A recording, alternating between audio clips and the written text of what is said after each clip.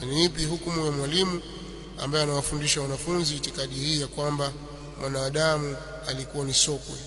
Na ni zipi nasaha zenu kwa? Tunasema hii ni itikadi ya batili, itikadi ya kufuru, ya kupingana na Al-Qur'an Al-Karim, kwa sababu Qur'ani imeweka wazi kabisa asili ya kuumbwa mwanadamu kutoka mwanzo mpaka mwisho. Asili yake ni ipi? Ameumbwa kutokana na nini? Mwanadamu wa kwanza ni yupi?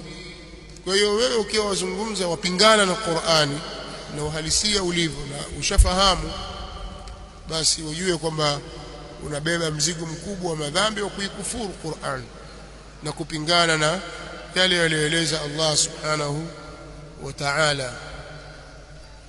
Kwa hiyo mtu atakiwa, hata kama ni mwalimu amefika ni somo alisomesha, alibainisha tena vizuri na alibeze jambo hili kwa nguvu kubwa kabisa, na watie ujingani wenye fikra hizi kwamba hawa watu wajinga, majahili, wasiofahamu. Azungumze kwa lugha ya kulikebehi jambo hili, sawa? Si jambo zuri. Na hata kama katika mtihani utakuja kwamba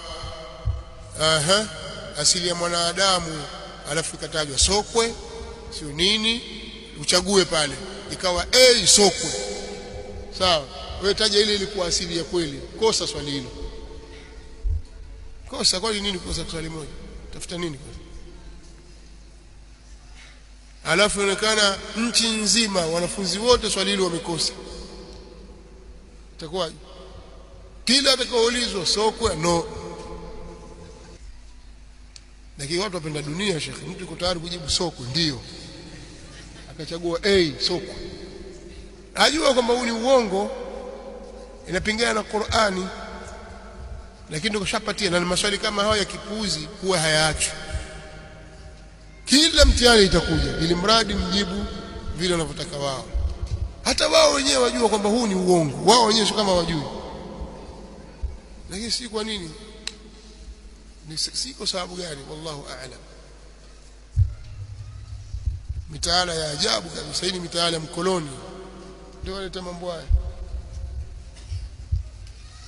Wewe watu wasome tauhid, wakisoma tauhid na Qur'an hawezi kukubali ujinga kama huu, au itikadi ya kwamba asili ya mtu mweusi ni laana, aliolaaniwa Kanani ambaye atokana na uzao wa Ham. Sasa kosa kalifanya mtu mwingine, maana yake wanasema kosa kalifanya Ham. Vipi alaaniwe Kanani ambaye sasa ndio upatikana uzao wa watu weusi? Mnifahamu? Alafu ni uongo, na jambo hili linatajwa ndani ya vitabu, lakini ni mpotoshaji uliowekwa na baadhi ya wazungu, wakaingiza maandiko yao wanayotaka ndani ya kitabu cha Allah subhanahu wa ta'ala, wakaipotosha Taurati na Injili. Katika vitabu vya Wakristo ndio kuna asili jambo hili, akikebehiwa mtu mweusi. Wanaochuoni wa Kiislamu wote wamelikataa hili, na Mtume sallallahu alaihi wasallam amelisema wazi, la fadla li arabiyyin ala ajamiyyin, kadhalika la fadla liman ajamiyyin ala arabiy. Sawa, hakuna fadhila yoyote kwa mtu Mwarabu juu ya mtu Mwajemi na Mwajemi juu ya Mwarabu, wala hakuna fadhila yoyote kwa mtu mweupe juu ya mtu mweusi, wala mtu mweusi juu ya mtu mweupe. Si laana. Alhamdulillah ala kulli hal. نسأل الله العافية والسلام.